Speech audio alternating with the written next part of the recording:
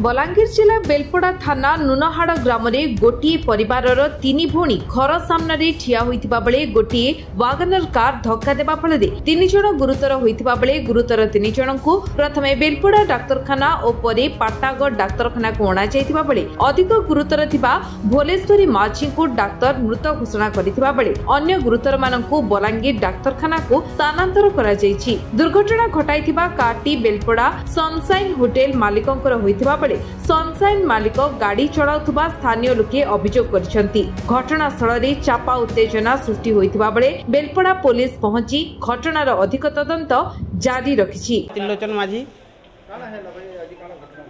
घटना बेले आर्टिका गाड़ी आसिकिना मोर भौणी तीनटा के पिटी दीछे आउ से माने बहुत सांघातिक अवस्था रे अछन आ गुटे डेथ भी हो गलानो।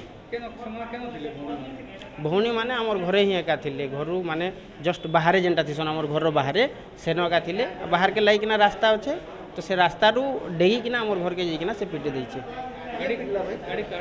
गाड़ी से सनशाइन जेन माने होटल हमर अच्छे से तार मालिक रोटा गाड़ी आउ से पिटी छन आउ मु तो ड्राइवर विषय नहीं जानि के चलुथिला।